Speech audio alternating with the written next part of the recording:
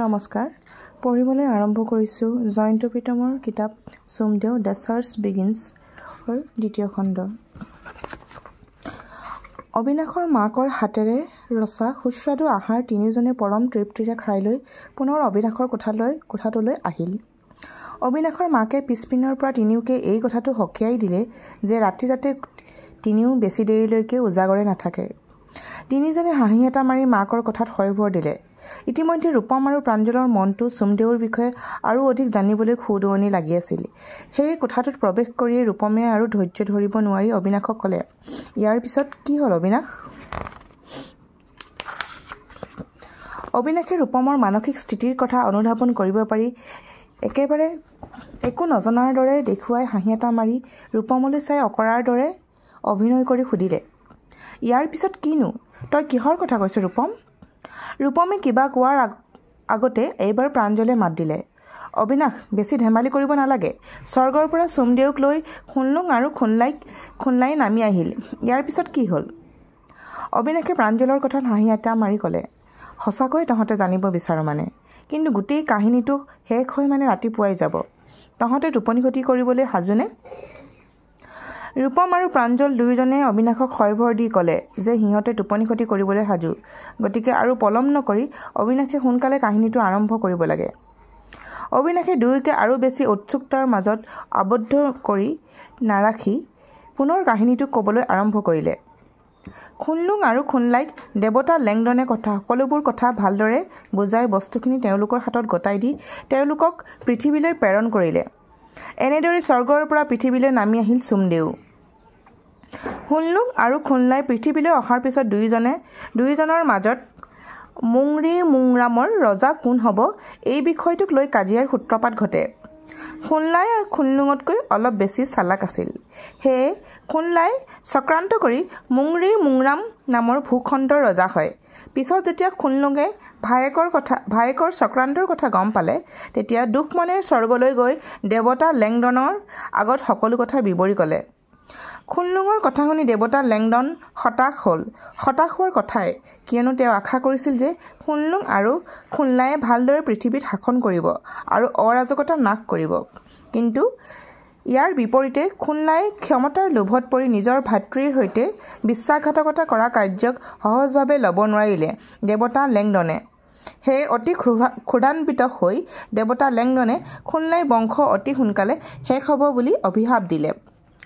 লেংডনে ইয়াৰ পিছত খুনলুঙক মুংখো মুংজাওৰ নামৰ ভূখণ্ডৰ ৰজা হৈ তেওঁ দিয়া আদেশমতে শাসন কৰিবলৈ নিৰ্দেশ দিয়ে। লেংডনৰ নিৰ্দেশ মতে খুনলুঙে মুংখো মুংজাওৰ ৰজা হৈ 40 বছৰ সফলতাৰে ৰাজপাট চলালে। ইয়াৰ পিছত যেতিয়া তেওঁ স্বৰ্গপৰায়ণৰ সময় আহি পৰে, তেতিয়া পুত্ৰসকলৰ মাজত ৰাজ্যসমূহৰ ভাগ বতৰা সুকলমে কৰি তেওঁ পুনৰ স্বৰ্গলৈ ৰাওনা হয়। সেই সূত্ৰে প্ৰথম পুত্ৰ আইখুনলুঙক মুংকং নামৰ ৰাজ্যৰ ৰজা নিযুক্তি দিয়ে। দ্বিতীয় পুত্ৰ খুনুঙক ৰজা নিযুক্তি দিয়ে জিউতৰা দেশৰ। তৃতীয় পুত্ৰ খুনমুখফাক ৰজা নিযুক্তি দিয়ে জুনলুং দেশৰ। খুনলাক ৰজা পাতে মুংকুংলা দেশৰ। পঞ্চম পুত্ৰ খুনতাক ৰজা নিযুক্তি দিয়ে মান দেশৰ। আৰু একেবাৰে সৰু পুত্ৰ খুনচুক মুংখো মুংজাওৰ ৰজা হিচাপে নিযুক্তি দিয়ে। খুনচুৰ পিছত তেওঁৰ পুত্ৰ চাও চেনচাও আৰু ইয়াৰ পিছত তেওঁৰ পুত্ৰ টাও খুনজাও ৰজা হয়। টাও খুনজাওৰ পিছত সেই ৰাজ্যৰ ৰজা হয় খুনজুন। আনফালে খুনলাই মুংৰি মুংৰামত 70 বছৰ ৰাজত্ব কৰাৰ পিছত মৃত্যু হয়। লেংডনৰ অভিশাপৰ বাবে তেওঁ স্বৰ্গলৈ যাব নোৱাৰিলে। খুনলাই পুত্ৰ টাও আইজেপটাফাই অপুত্ৰক আছিল আৰু এনেদৰে লেংডনৰ অভিশাপৰ ফলত খুনলাই বংশ নাশ হয়। সেয়েহে খুনলুং থানৰ মুংখো মুংজাওৰ ৰজা খুনজুনৰ পুত্ৰ খামপংফাইক মুংৰি মুংৰামৰ ৰজা পাতে। খামপংফায়ে মুংৰি মুংৰামলৈ আহোঁতে লগত লৈ আনে সোমদেউক। এনেদৰে প্ৰায় 27 পুৰুষৰ পিছত খুটাংখাং ৰজা হয়। পৰম্পৰা অনুসৰি সোমদেউ এটা পুৰুষৰ পৰা আন এটা পুৰুষলৈ হস্তান্তৰ হৈ আহি অৱশেষত খুটাংথাঙৰ হাতত পৰেহি। তেওঁৰ মৃত্যুৰ সময়ত তেওঁৰ মাজু পত্নী ন্যাং আৰু সৰু পত্নী চাং দুয়ো গৰ্ভৱতী আছিল। খুটাংথাঙৰ মৃত্যুৰ পিছত দুয়ো বাই ভনী ককায়েক নৰা ৰজাৰ ওচৰলৈ গুচি গৈছিল। তেওঁলোকে যাওঁতে লগতে সোমদেৱকো চুৰি কৰি লৈ গৈছিল। কালক্ৰমে নৰা ৰজাৰ দেশতে খুটাংখাঙৰ মাজু পত্নী ন্যাঙৰ গৰ্ভত চুকাফা আৰু সৰু পত্নী চাঙৰ গৰ্ভত চুখ্ৰানফাৰ জন্ম হয়। চুকাফা এনায়েকৰ অৰ্থাৎ আইতাক মাকৰ মাক আৰু চুখ্ৰানফা মোমায়েক নৰা ৰজাৰ তত্বাৱধানৰ ৰাজপ্ৰসাদতে লাহে লাহে ডাঙৰ হয়। আইতাকে সৰুৰে পৰা চুকাফাক সোমদেৱ, হেংদাং, ঢাক আদিৰ মহত্বৰ কথা শিকাইছিল। নৰা ৰজাৰ কোনো ল'ৰা ছোৱালী নাছিল, যাৰ বাবে মৰমৰ সৰু ভাগিনীয়েকক চুখ্ৰানফাক তেওঁৰ ৰজা নিযুক্তি দিয়ে আৰু চুকাফাক যুৱৰাজ হিচাপে নিযুক্তি দিয়ে। কিন্তু চুকাফা এই কথাটোক সহজভাৱে ল'ব নোৱাৰিলে। সৰুৰে পৰা চুকাফা আত্মাভিমানী আছিল। ভায়েকৰ তলত যুৱৰাজ হৈ থাকিবলৈ পাই তেওঁ অন্তৰত বৰ আঘাত পাইছিল। আইতাকে চুকাফাৰ মনৰ ভাৱ বুজিব পাৰি এদিন চুখ্ৰানফাক ক'লে, একেটা চুঙতে দুটা বাঘ থাকিব নোৱাৰে, একেখন শালতে দুটা মস্তিদাৰ হাতী থাকিব নোৱাৰে, একে পাততে দুজন যোগ্য ৰজা থাকিব কেতিয়াও নোৱাৰে। গতিকে তুমি ইয়াতে ৰজা হৈ থাকা আৰু চুকাফাক নামনি দেশৰ ৰাজত্ব কৰিবলৈ পঠিয়াই দিয়া। আইতাকৰ কথাত হয়ভৰ দি চুখ্ৰানফাই ক'লে, তেওঁ যদি নামনিৰ ৰজা হ'ব খোজে হওক, কিন্তু মোক কৰ দি থাকিব লাগিব আৰু মোৰ বহতীয়া ৰজা হিচাপে থাকিব লাগিব। আৰু এইদৰে চুখ্ৰানফাই চুকাফাৰ সৈতে ৩০৩ কুৰি মানুহ, ৰাজ অলংকাৰ, ধেনুকাৰ, জাঠি, এটা দঁতাল হাতী, মাখুন্দী এজনী, মাউত, টনখাম চেংমুং সহিতে নামনি দেশত শাসন কৰিবলৈ বিদায় দিয়ে। নৰা দেশৰ পৰা আহিবৰ সময়ত চুকাফাৰ দলটোত মুঠ মানুহৰ সংখ্যা আছিল ১০৮০ জন। আহিবৰ সময়ত এনায়েকে মনে মনে চুখ্ৰানফাই নজনাকৈ এক বিশেষ ৰাজ অলংকাৰ আৰু সোমদেৱক চুকাফাৰ হাতত দি পঠিয়ায়, যাতে ৰাজ অলংকাৰৰ মহিমাত চুকাফাৰ কেতিয়াও অৰ্থ সম্পত্তিৰ অভাৱ নহয় আৰু সোমদেৱৰ কৃপাত শত্ৰুৱে কোনোকালে চুকাফাক পৰাস্ত কৰিব নোৱাৰে।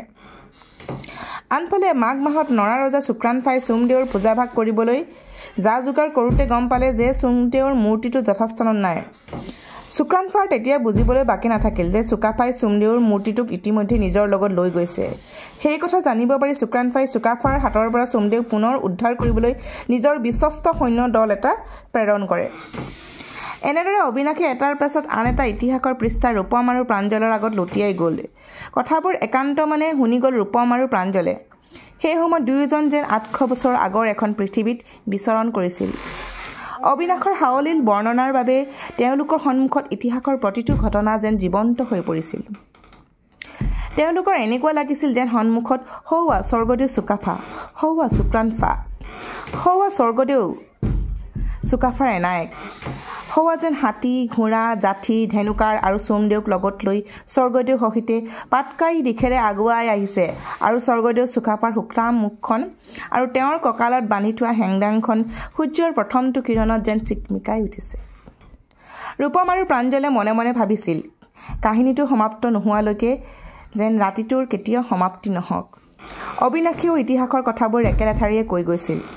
হয়তো তেতিয়া সময় নিশাৰ ১০ মান বাজিছিল। তেতিয়ালৈকে অবিনাশৰ মাক শুই পৰিছিল। অবিনাশে কথাবোৰ কৈ থাকোঁতে ঘৰৰ বাহিৰত কাৰোবাৰ উপস্থিতিৰ উমান পালে, কিয়নো অবিনাশৰ ঘৰত থকা কুকুৰটোৱে হঠাৎ অস্বাভাৱিকভাৱে ভুকিবলৈ আৰম্ভ কৰিছিল। আজি কিছুদিনৰ পৰা এয়া এক নিত্য নৈমিত্তিক ঘটনাত পৰিণত হৈছে অবিনাশৰ ঘৰত। অবিনাশে কথা বন্ধ কৰি বিৰক্তিৰে কোঠাৰ বাহিৰলৈ ওলাই গ'ল। অবিনাশক হঠাৎ কোঠাটোৰ পৰা ওলাই যোৱা দেখা পাই ৰূপম আৰু প্ৰাঞ্জল পুনৰ বাস্তৱলৈ ঘূৰি আহিল আৰু বিশেষ একো চিন্তা নকৰি অবিনাশৰ পিছে পিছে তেওঁলোকো কোঠাটোৰ পৰা বাহিৰলৈ ওলাই গ'ল।